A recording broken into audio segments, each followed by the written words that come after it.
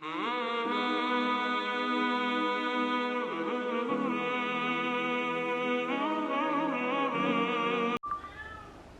everyone, hope you're all doing good.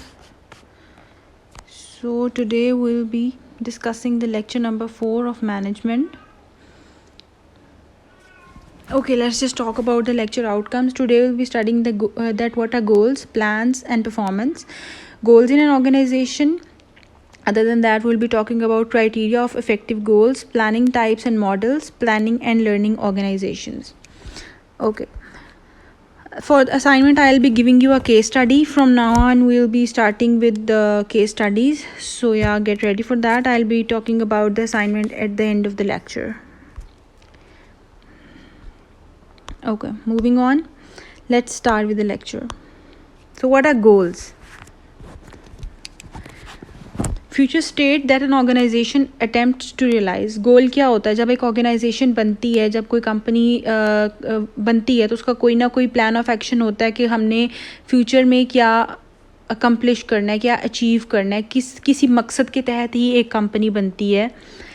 Apart from हाँ, पैसा कमाना भी एक मकसद हो सकता है, या एक मकसद हो सकता है कि मार्केट का नंबर 1 लीडर बनना है. ये आपका फ्यूचर गोल होता है कि आपने फ्यूचर में आज से 10 साल बाद या आज से 1 साल बाद कहाँ पे स्टैंड करना है. नंबर 1 बनने की पोजीशन लेना चाहते हो, या आप इतने पैसे कमाना चाहते हो. That is your goal.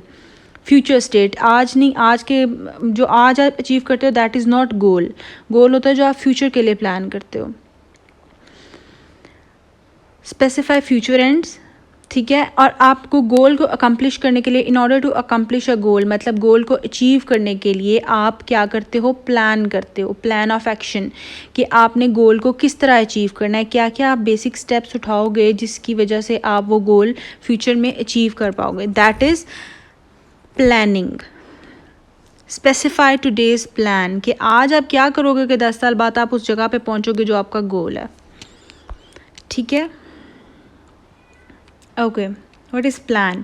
Plan is a blueprint for goal achievement. ये इसकी ऑफिशियल डेफिनेशन है. क्या है कि आपका प्लान ऑफ एक्शन क्या होना चाहिए? आपने जो गोल अचीव करना है उसके लिए आपने कौन कौन से स्टेप्स उठाने हैं. That is your plan, plan of action और plan. Specifies the resource allocation, schedules, task and action. अब रिसोर्स एलोकेशन क्या होता है? For example, if you are a car making company, अगर आप गाड़ियाँ बनाते हो तो आपका प्लान ऑफ एक्शन क्या है कि आपका रिसोर्स एलोकेशन क्या है कि आपने अगर 10 साल में आपका गोल है 10,000 गाड़ियाँ बनाना, तो आज प्लानिंग आपकी होगी कि कितना रिसोर्स यूज़ करूँ, कितना मटेरियल यूज़ करूँ, कितना कार इंजन, कितना इंजीनियर्स यूज़ करूँ, कितने एम्प्लॉयज़ यूज़ करूँ, तो मैं 10 साल में 10,000 गाड़ियाँ बना लूँगा. ठीक है. कि आपने जो गोल अचीव करना है उसके लिए आपको जो मटेरियल चाहिए वो आप किस तरह एलोकेट करोगे, किस तरह अपॉइंट करोगे कि 10 साल में आपका वो गोल अचीव हो जाए. शेड्यूल, कि आप अपना शेड्यूल क्या बनाओगे, कि आपका एम्प्लॉयज़ का शेड्यूल क्या होगा, कितनी शिफ्ट में काम कराओगे, कितना ज़्यादा काम कराओगे, कितने घंटे काम कराओगे. ये आपने पूरा एक प्लान करना होता है. उसके बाद आप अपने गोल की तरफ मूव करते हो. प्लान स्पेसिफाइज, प्लान आपको बताता है व्हाट द गोल इज़, कि एक्चुअल में गोल हमारा है क्या और उस गोल को अचीव कैसे करना है, यानी उस गोल को हासिल कैसे करना है. उसको हासिल करने के लिए क्या क्या प्लान ऑफ एक्शन होना चाहिए. ठीक है. आपकी बुक में वॉक्सवैगन की एग्जांपल दी हुई है कि वॉक्सवैगन ने टोयोटा, क्योंकि टोयोटा नंबर 1 कंपनी है, तो वॉक्सवैगन ने टोयोटा के साथ compete करने के number 1 in terms of its selling point, in terms of its availability, in terms of its number of cars. ठीक है. तो अब वॉक्सवैगन ने उससे compete करने के लिए अपना प्लान ऑफ एक्शन बनाया कि 3 साल या 4 साल या 5 साल बाद हमने टोयोटा को पीछे छोड़ना है. उसको पीछे छोड़ने के लिए वॉक्सवैगन ने अपना प्लान ऑफ एक्शन बनाया, जिसमें उसने स्वीडन से अपने इंजीनियर्स उठाए, जिसमें उसने अपना चाइना से अपने बेस्ट इंजन्स उठाए. ठीक है. यहाँ पे एग्ज़ाम्पल को डिटेल में लिखा हुआ है. ब्रिटेन से उसने कुछ मर्सिडीज़ बेंज से अपना पावर जनरेशन उठाया. इन सब चीज़ों को कंबाइन किया कि यार ये चीज़ें हमारे पास होंगी तो 3-4 साल में हम टोयोटा को पीछे छोड़ सकते हैं. That is the plan of action. Okay. Detail में पढ़ोगे तो it's a very good example. आपको अच्छे से समझ आ जाएगी। ठीक हो गया। After that comes your, why is it not moving, okay, levels of goals. अच्छा, अब आपने एक प्लान करना है। प्लानिंग के लेवल्स होते हैं, प्लानिंग के 4 लेवल्स होते हैं। सबसे पहले आपकी आती है मिशन स्टेटमेंट, फिर आपके आते हैं स्ट्रेटेजिक गोल्स प्लान्स, फिर आपके आते हैं टैक्टिकल गोल्स एंड प्लान्स, फिर आपके आते हैं operational goals and plans. Mission statement क्या होती है कि आपकी कंपनी का मिशन क्या है। ठीक है, एक सेकेंड ठहरो, let me explain you the mission statement. Mission statement is a statement कि आपने गोल अचीव करने के लिए, आपका मिशन क्या है, आपका गोल अचीव करना। मैं आपको इसकी ऑफिशियल डेफिनेशन बताती हूँ। आई गेस आगे मैंशनड है, लेकिन let me talk about it. Organisation reason for existence. Again, आपका गोल अचीव करने के लिए आपका मिशन क्या है, आपका गोल आपका मिशन है, राइट कि आपका मिशन, एक मिशन को तो समझते हो ना, मिशन को उर्दू में क्या कहते हैं, रीज़न फॉर एग्जिस्टेंस, कि आपका बनने की, वजूद की वजह क्या है, दैट इज़ योर मिशन। उसके लिए कंपनी एक फॉर्मल मिशन स्टेटमेंट लिखती है कि पूरी दुनिया में जहाँ पे भी आपकी कंपनी का नाम लिया जाएगा, उन लोगों को पता होना चाहिए, बोर्ड ऑफ डायरेक्टर्स को पता होना चाहिए कि आपकी मिशन स्टेटमेंट क्या है, कि आपकी कंपनी किस मिशन पे काम कर रही है। ठीक है, अब इसको फर्दर हम एलेबोरेट करेंगे आगे इसके पॉइंट में। Then comes the strategic goals. Strategic goals क्या होते हैं? सबसे सीनियर लेवल पे जो आप गोल्स बनाते हो, आप जो गोल्स, जब भी मैं गोल्स की बात करूं, आपने प्लान्स को माइंड में रखना है, क्योंकि गोल अचीव करने के लिए अगर आपके पास प्लान नहीं है तो यू हैव नो गोल। अगर आपके पास प्लान ऑफ एक्शन नहीं है तो आपके गोल का कोई मकसद ही नहीं है। Goals and plans goes hand in hand. Plan नहीं होगा तो गोल नहीं होगा, और गोल नहीं होगा तो प्लान नहीं होगा। ठीक है, सीनियर लेवल ऑफ मैनेजमेंट पे जो आप गोल्स या प्लान्स करते हो उसको कहते हैं आपका स्ट्रेटेजिक गोल्स, और मिडिल लेवल मैनेजमेंट पे जो आप करते हो वो आपके होते हैं tactical goals, and operational goals होते हैं जो आप लोअर लेवल मैनेजमेंट, यानी कि लोअर लेवल मैनेजमेंट मैंने आपको पढ़ाया था क्या होता है, जैसे कि आपके सुपरवाइजर्स होते हैं, एक बैंक के अंदर मैनेजर होता है, जो ब्रांच मैनेजर होता है, वो लोअर लेवल मैनेजमेंट होती है। ठीक है, इंडिविजुअल एम्प्लॉयज़ वो सारे लोअर लेवल मैनेजमेंट में इंक्लूडेड होते हैं। उनके लेवल पे जो गोल्स या प्लान्स बनते हैं उनको कहते हैं ऑपरेशनल गोल्स। मिशन स्टेटमेंट का देखो, मिशन स्टेटमेंट के आगे लिखा है एक्सटर्नल मैसेज। मिशन स्टेटमेंट मैंने आपको बताया कि पूरी दुनिया में जहाँ भी आपकी कंपनी का नाम लिया जाएगा वहाँ पे वो साथ मेंशन करेंगे कि इस कंपनी का मिशन स्टेटमेंट क्या है, बनने का मिशन क्या है। ठीक है, that is for your mission statement जो बनाई जाती है वो बनाई जाती है आपके कस्टमर्स के लिए, ताकि जो पाकिस्तान में तो ये ट्रेंड नहीं है, लेकिन इंटरनेशनली जैसे फॉर एग्जांपल बॉडी शॉप को देख लो। बॉडी शॉप एक ऐसा ब्रांड है जो फोकस करता है कि हमने एनिमल्स पे टेस्टिंग नहीं की। हमारे जो कॉस्मेटिक प्रोडक्ट्स बनते हैं वो ह्यूमन पे डायरेक्ट टेस्ट करते हैं, वरना पूरी दुनिया में पहले जब कॉस्मेटिक की कोई भी चीज़ बनती है, मुंह पे लगाने वाली इवन लोशन ही बनता है, उसको पहले किसी जानवर की बॉडी के ऊपर टेस्ट किया जाता है कि वो उसके लिए हार्मफुल, अगर उसके लिए हार्मफुल है तो ऑब्वियसली ह्यूमन के लिए तो हार्मफुल होगा ही होगा। लेकिन अब बॉडी शॉप है, उसका मिशन ही ये है कि उसने जानवरों पे चीज़ों को टेस्ट नहीं करना, बिकॉज दे बिलीव के जानवर भी ज़िंदा चीज़ें होती हैं, उनका भी हमें ख्याल रखना चाहिए। तो पूरी दुनिया में जो एनिमल्स से प्यार करने वाले लोग हैं वो बॉडी शॉप को प्रेफर करते हैं, उसकी चीज़ें ख़रीदते हैं, बिकॉज दे नो कि वो एनिमल टेस्टिंग नहीं करते।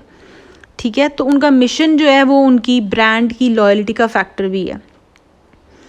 जबकि ये तीनों जो स्ट्रेटेजिक, टैक्टिकल एंड ऑपरेशनल हैं, ये इंटरनल लेवल पे इफ़ेक्ट करते हैं। इंटरनल लेवल पे कैसे इफ़ेक्ट करते हैं, let's study that. Okay, they give an internal message of the organization. For example, they tell about the legitimacy कि what the organization stands for. Pakistan में तो अगेन ऐसे नहीं होता, पाकिस्तान में मकसद सबका पैसा कमाना होता है, लेकिन इंटरनेशनली जो एम्प्लॉयज़ होते हैं वो काम करते हैं व्हाट दे बिलीव इन। अगर वो किसी चीज़ पे बिलीव नहीं करते या उन्हें लगता है कि ये इन्वायरमेंटल फ्रेंडली चीज़ नहीं है, जैसे मैंने अभी बॉडी शॉप का आपको बताया है, तो अगर जो बॉडी शॉप के अंदर एम्प्लॉय काम कर रहा है वो बिलीव करता है कि यार हाँ, जानवरों पे चीज़ों की टेस्टिंग नहीं होनी चाहिए, इसलिए वो बॉडी शॉप के अंदर काम कर रहा है। अगर वो इस चीज़ पे बिलीव नहीं करेगा तो वो नहीं करेगा काम, बिकॉज उनका मकसद पैसा कमाना नहीं होता, उनके और भी जो हैं रीजंस होती हैं। अगर कोई कार कंपनी में काम कर रहा है और कार कंपनी का मिशन ये है कि हमने पोल्यूशन ख़त्म करनी है, इन्वायरमेंटल फ्रेंडली हैं हम, तो जो एम्प्लॉयज़ हैं उनका उनके बिलीव्स भी मैच करने चाहिए कंपनी की मिशन स्टेटमेंट के साथ, तभी वो दिल लगा के काम करेंगे, ठीक है।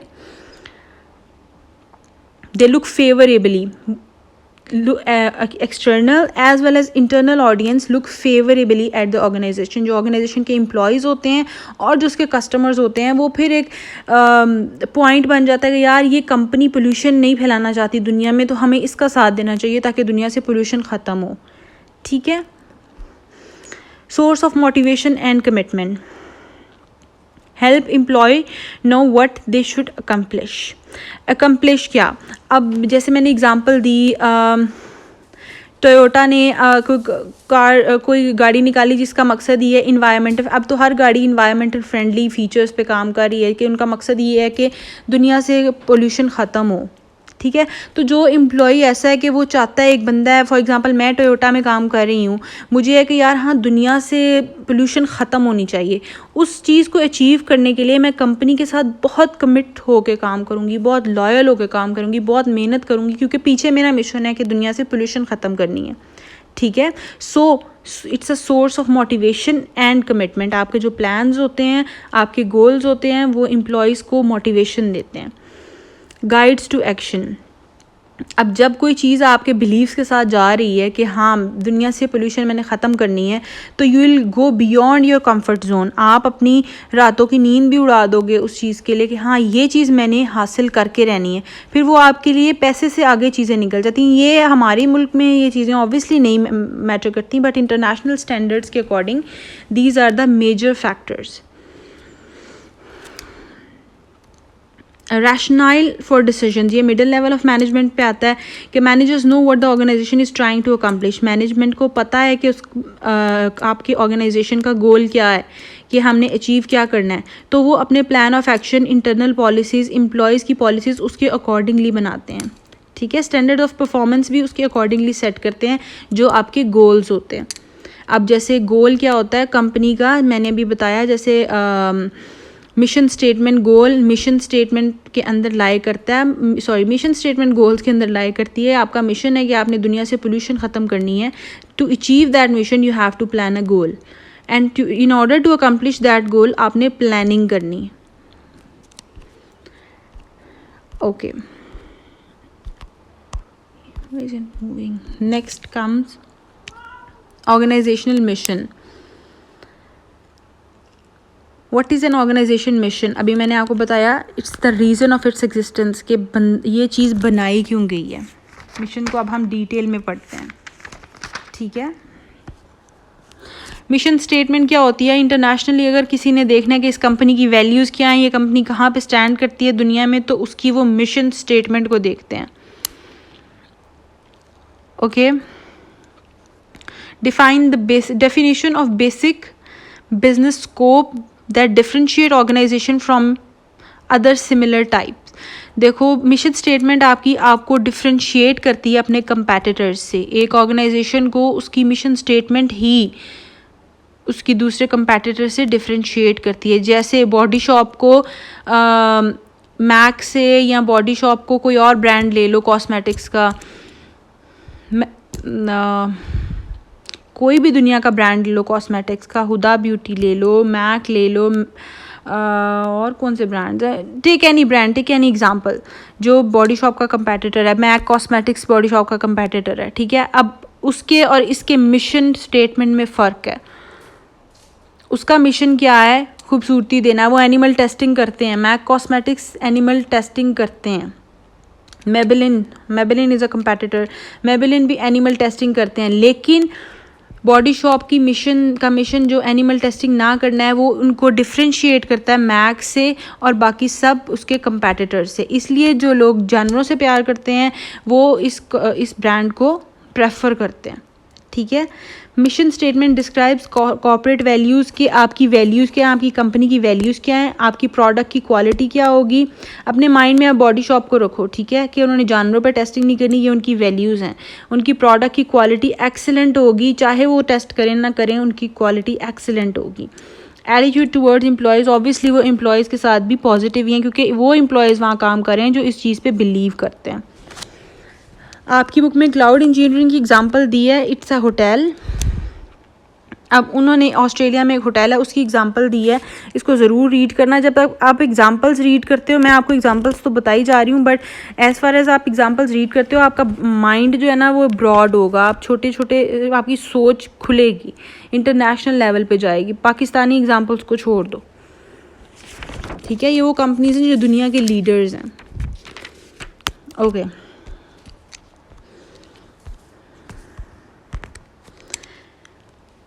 Strategic goal, tactical goals and operational goals. मैंने बताया 3 टाइप के गोल्स होते हैं। गोल्स जब मैं कहती हूँ तो साथ ही आप अपने माइंड में प्लान्स ले आया करो, क्योंकि गोल प्लान के बगैर कुछ नहीं है। स्ट्रेटेजिक गोल क्या होते हैं?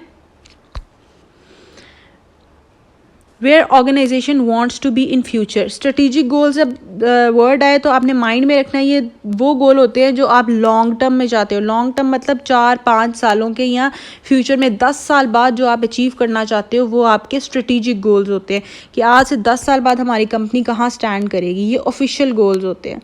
फॉर एग्जाम्पल कंपनी का स्ट्रेटेजिक गोल क्या हो सकता है? प्रॉफिट जनरेशन, कि आज से 10 साल बाद हमने इतना प्रॉफिट जनरेट करना, ये हमारा स्ट्रेटेजिक गोल है। ये बोर्ड ऑफ डायरेक्टर्स बैठ के बनाते हैं, हायर लेवल ऑफ मैनेजमेंट पे ये कंपनी के स्ट्रेटेजिक गोल्स प्लान होते हैं, ठीक है। अब एक बंदा है पीटर ड्रकर, उसने कहा कि इंटरनेशनल बंदा है ऑब्वियसली, तो उसने पैसे के अलावा बात की। उसने कहा है कि हमेशा जो कंपनी के स्ट्रेटेजिक गोल्स होते हैं, यानी जो गोल्स 10 साल या ज़्यादा मुद्दत के लिए बनाए जाते हैं, बड़ी मुद्दत के लिए बनाए जाते हैं, उनको पैसे के अलावा भी अपनी चीज़ों पे फोकस करना चाहिए, कि सिर्फ पैसा हासिल करना ही उनका गोल नहीं होना चाहिए।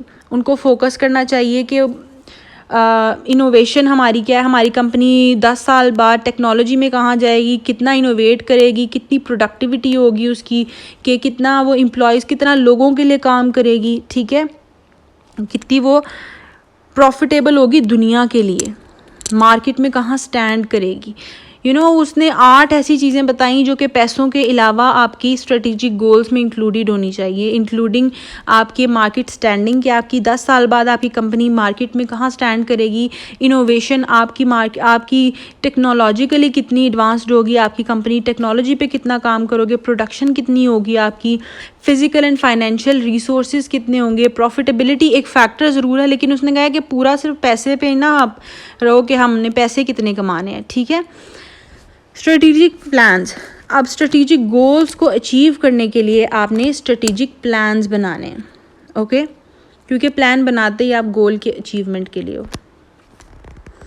Next comes the tactic goal. Strategic goal सबसे बड़े गोल जो कि बड़ी मुद्दत के लिए बनाए जाते हैं, लंबी मुद्दत के लिए बनाए जाते हैं। देन टैक्टिक गोल्स वो होते हैं जो शॉर्ट टाइम पीरियड के लिए आप डिज़ाइन करते हो, ये मिडिल लेवल ऑफ मैनेजमेंट के लिए बनाए जाते हैं, ठीक है, मैनेजरियल लेवल पे बनाए जाते हैं।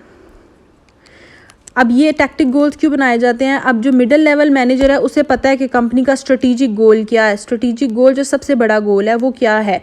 उस गोल को अचीव करने के लिए वो टैक्टिक गोल्स डिज़ाइन करते हैं, छोटे छोटे गोल बनाते हैं बड़े गोल तक पहुंचने के लिए, मेजर डेवलपमेंट तक पहुंचने के लिए वो छोटे छोटे गोल बनाते हैं।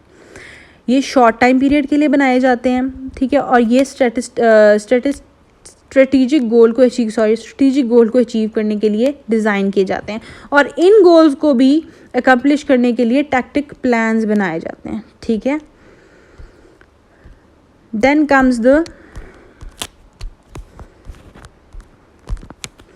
Operational goals, lower level of management. जैसे मैंने बताया कि अब थर्ड कैटेगरी आ गई गोल्स की, दैट इज़ ऑपरेशनल गोल्स, जो कि लोअर लेवल ऑफ टैक्टिकल्स थे मिडिल लेवल ऑफ मैनेजमेंट के लिए, ऑपरेशनल हैं लोअर लेवल मैनेजमेंट के लिए, जैसे सुपरवाइजर, डिपार्टमेंट मैनेजर, ये छोटे मतलब ये होंगे एक दिन का गोल ऑपरेशन के रिलेटेड। इंडिविजुअल बेस, जैसे एम्प्लॉय का गोल है कि एक दिन में 90% डिलीवरीज आपने टाइम पे करनी है, एक दिन में कितनी शिफ्टें लगानी है एम्प्लॉयज़ ने कि हम इतनी प्रोडक्टिविटी अचीव कर लें। गोल क्या है? छोटा गोल है, एक दिन की बेस पे है, 2 दिन की बेस पे है।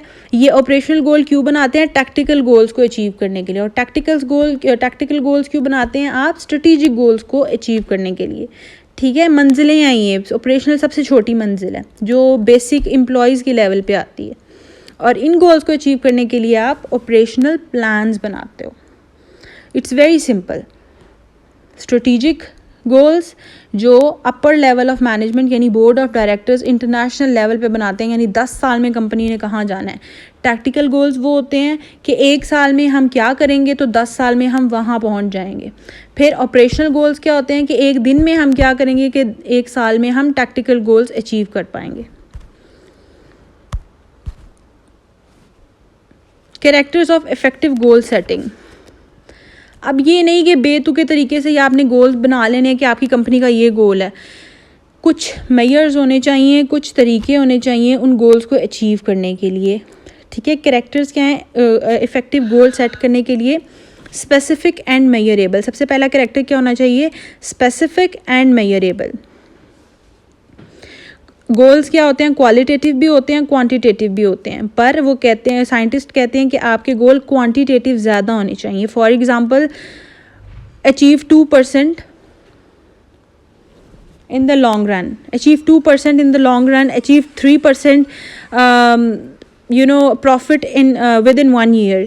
That is your एक मेजरेबल होना चाहिए। मेजरेबल मतलब आप गिन सको उसको कि 2% इंक्रीज होना था हमने। ठीक है, सो यू नो कि आपने 2% इंक्रीज होना, और स्पेसिफिक होना चाहिए। ये नहीं कि 2 और 4 और 5, दैट शुड बी स्पेसिफिक कि ये काम होना ही होना है।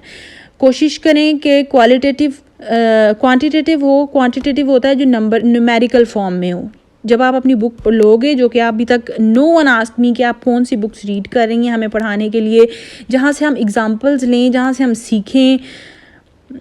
खैर, तुम लोगों का मतलब आई डोंट नो लेवल ही वो नहीं है, पढ़ना नहीं चाहते हो, सीरियस नहीं हो, या आप लोगों के माँ बाप के पास ज़्यादा पैसे आ गए हैं, बट फॉरगेट अबाउट इट। वो मैंने सोचना ही छोड़ दिया कि आप लोग बुक पे फोकस क्यों नहीं करते हो, आप लोग कुछ सीखना ही नहीं चाहते।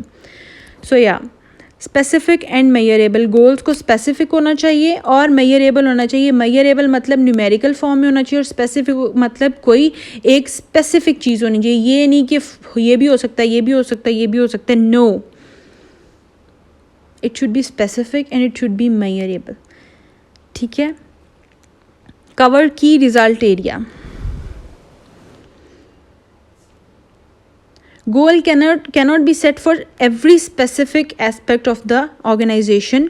For example, employee behavior, organization performance। एक ही वो कहते हैं कि ये नहीं है कि हर चीज़ को लेकर आपने ऑर्गेनाइजेशन का गोल बना लिया कि हाँ हमारी ऑर्गेनाइजेशन में एम्प्लॉयज़ के साथ भी अच्छा होना चाहिए, हमारी ऑर्गेनाइजेशन में प्रॉफिट भी होना चाहिए, हमारी ऑर्गेनाइजेशन में परफॉर्मेंस भी अच्छी होनी चाहिए।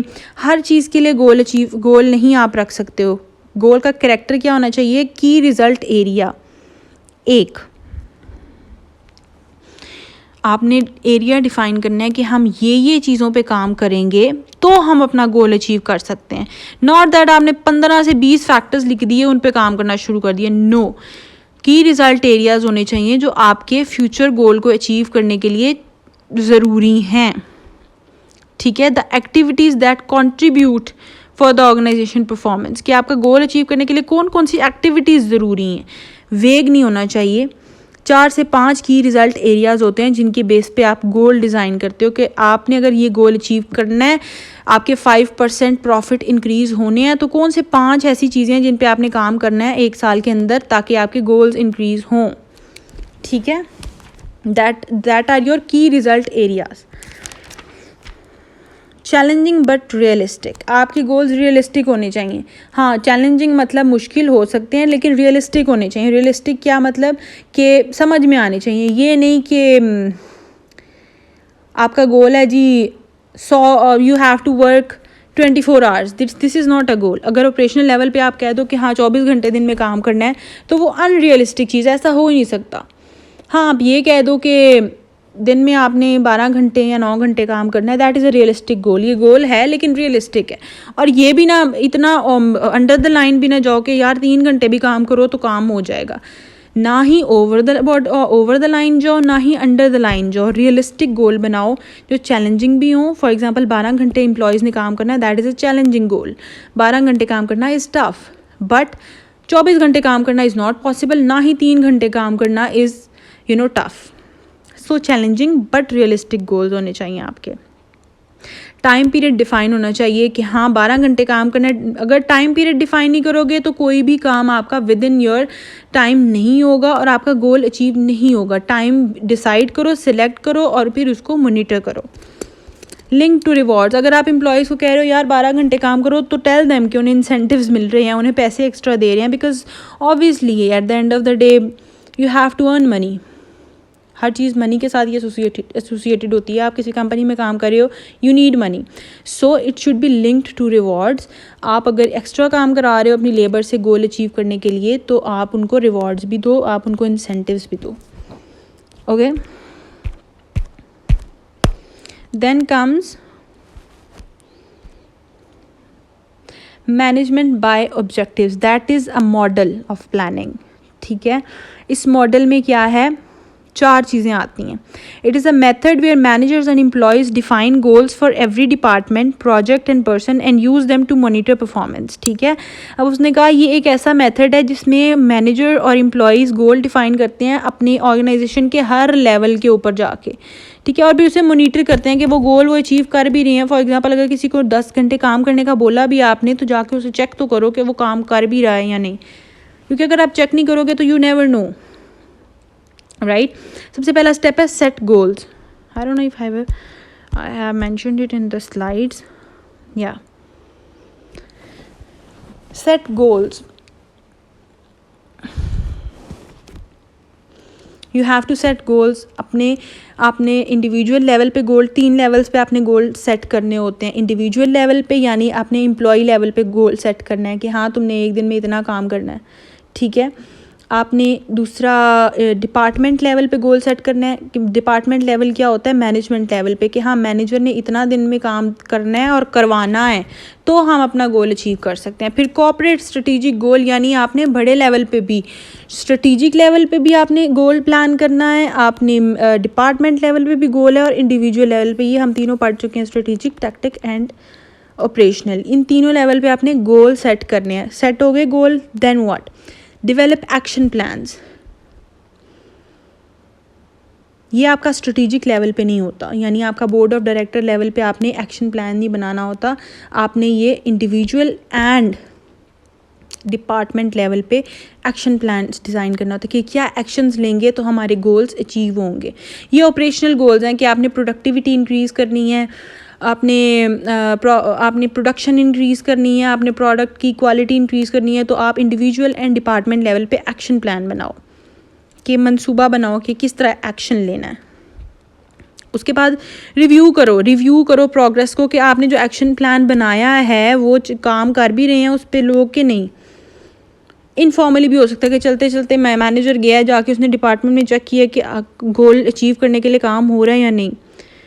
ठीक है, फिर अगर नहीं हो रहा तो take corrective action, take necessary steps to produce meaningful result. आप एक्शन प्लान, जो एक्शन आपने प्लान किया, अगर वो नहीं हो रहा तो स्टेप उठाओ उसके ख़िलाफ़ कि ये काम क्यों नहीं हो रहा, ये होना चाहिए, इसको करने के लिए क्या क्या मैं करूँ, कितनी सख्ती मैं करूँ एम्प्लॉयज़ के ऊपर, तो वो ये काम करेंगे. ठीक है, you have to review the progress and then appraise. Last step is appraisal. Appraise करना मतलब आपने देखना है कि यार कंपनी का जो हमने काम दिया था एम्प्लॉयज़ को, कौन सा एम्प्लॉय ऐसा है जो काम मेहनत से कर रहा है, असल अच्छा काम कर रहा है, वक्त पे कर रहा है, ऑन टाइम डिलीवरी कर रहा है, और उसको आपने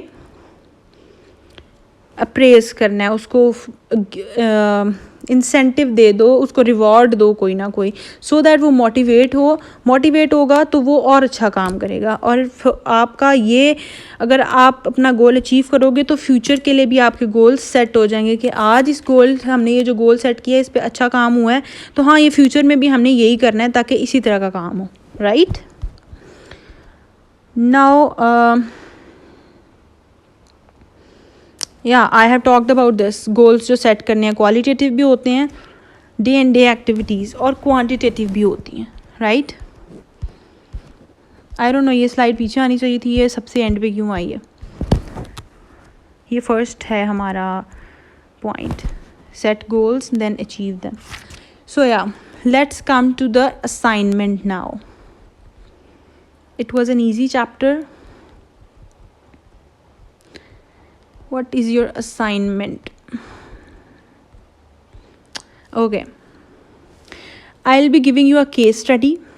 ठीक है, उस केस स्टडी के नीचे उस केस स्टडी के क्वेश्चंस लिखे हुए हैं, 3 क्वेश्चंस हैं. उस केस स्टडी को 5 दफ़ा रीड करो, जो नहीं समझ आती जाके, जो इंग्लिश की नहीं समझ आती, यूज़ गूगल, जाके उसके इंग्लिश उर्दू में मतलब देखो उन लफ्ज़ों का क्या मतलब है, बिकॉज़ ये आपकी बुक के अंदर केस स्टडी दी हुई है और अब आपसे आपने केसेस करने शुरू कर देने हैं, ठीक है। केस स्टडी पूरी 3 से 4 दफ़ा आपने पढ़नी है, उसके बाद आपने क्वेश्चंस देखने के केस स्टडी के नीचे सवाल क्या लिखे हुए हैं, 3 सवाल हैं, उन क्वेश्चंस को आपने केस स्टडी के अंदर से ही आंसर करना है, केस स्टडी में ही उनके आंसर्स दिए हुए हैं, वो आंसर्स आपने राइट करने हैं और मुझे सबमिट करवाने हैं। और ये किसी का गलत भी हो सकता है, एक दूसरे के छापे ना मारना, क्योंकि आप सबका एक काम होगा नहीं। काम करो। प्लेजरिज्म मुझे अच्छा नहीं लगता। अगर आप प्लेजराइज़ करोगे तो मैं आपको 0 दूंगी, अगर आप प्लेजराइज़ नहीं करोगे तो आपको आपके काम का कुछ ना कुछ ज़रूर रिवॉर्ड मिलेगा। Thank you so much for your time. See you in the next lecture.